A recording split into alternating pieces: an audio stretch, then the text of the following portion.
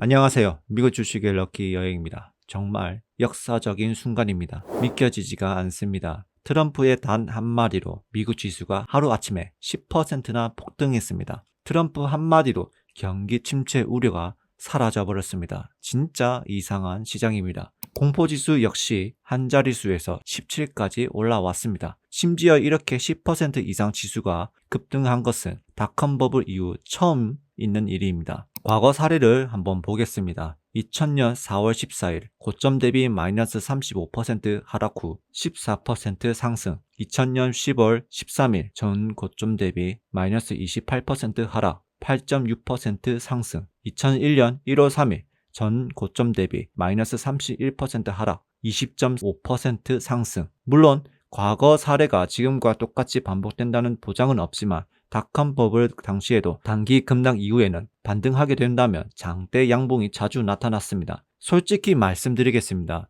저는 지금 이런 시장 모르겠습니다. 저는 하락장에서 기준을 세워놓고 미국이라는 시장에 우상향하는 나스닥을 레버리지를 적절하게 사용해서 저렴하게 모아간다면 하락장이 끝나고 상승장으로 전환될 때 큰 수익을 얻을 수 있다는 것을 알고 있었고 그 방법을 직접 경험했던 것을 이번에 알려드렸습니다. 그런데 이번 하락장은 트럼프의 관세 발언으로 시작이 되었고 그 정책 때문에 시장에서는 경기 침체에 대한 우려가 강해졌었습니다. 저 역시 그 관세 전쟁이 장기화가 된다면 지금보다 더 길고 깊은 하락장, 즉 세일장이 열릴 수 있다고 생각을 했었습니다. 물론 지금 그 우려가 완전히 사라진 것은 아니지만 어느 정도 해소가 되면서 제가 생각했던 하락장의 핵심 요인이 사라져 버렸습니다. 그래서 이제 하락장이 끝난 걸까요?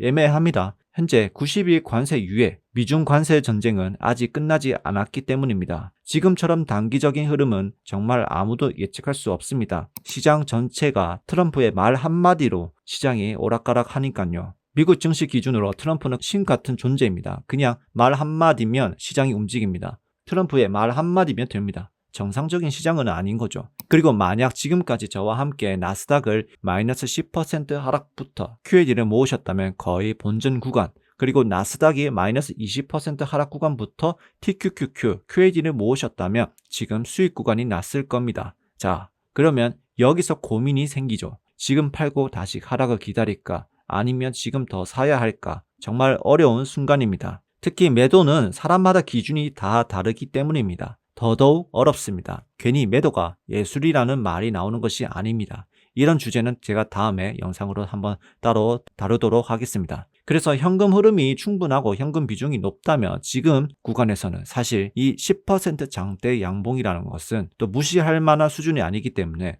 저는 이 경우라면 불타기도 괜찮다고 생각이 듭니다. 왜냐하면 아직까지 나스닥은 최고점 대비 마이너스 15% 하락, 즉 할인 구간입니다. 최소한 나스닥이 1년 전 가격으로 돌아간 것입니다. 이 기준을 놓고 보면 불타기를 하더라도 문제는 없지만 아직 트럼프의 말 한마디로 시장이 언제든지 흔들릴 수 있다는 점을 생각한다면 앞으로 생길 최악의 상황을 생각하고 준비가 필요할 것 같습니다.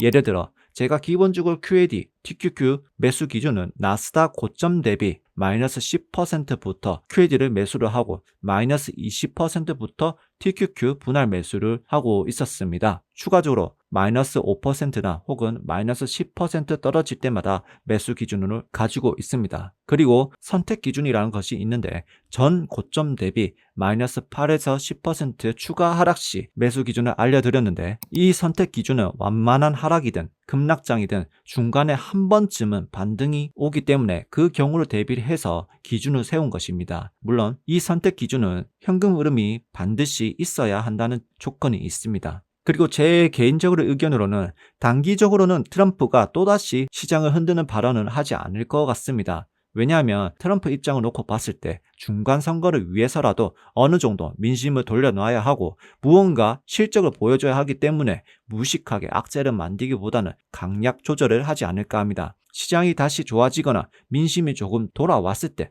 다시 한번 센 발언을 할 수 있지만 그 경우가 오더라도 두 번째 악재는 첫 번째 악재보다는 영향을 덜 받을 가능성이 있기 때문에 이번처럼 4월 2일 상호 관세처럼 충격은 나오지 않다고 생각하고 있습니다. 그래서 TQQ, QAD 모으기를 앞으로 어떻게 할 것인가 라고 했을 때 이미 저는 불타기를 1회 진행했습니다. 그리고 앞으로 상승할지 하락할지 아무도 모르지만 상승하게 된다면 저의 주식 자산이 늘어나고 현금 비중이 점차 줄어들 텐데 그럴 때 주식 자산을 팔아서 현금 비중을 올릴 예정입니다. 그리고 다시 하락하게 된다면 TQQQ가 아닌 QAD로 추가 매수해서 수량을 늘려가고 저 역시 이런 급반등, 급하락 시장은 처음이기 때문에 제가 직접 만든 포트폴리오 시뮬레이션 장기, 중기, 단기에서 발생하는 매수, 매도 신호를 활용해서 주식을 팔아서 현금 비중을 올릴 예정입니다. 저를 믿고 역사적인 하락을 잘 견디고 따라와 주셔서 정말 감사드립니다. 앞으로도 여러분들에게 미국 주식으로 럭키 여행이 되실 수 있도록 더욱더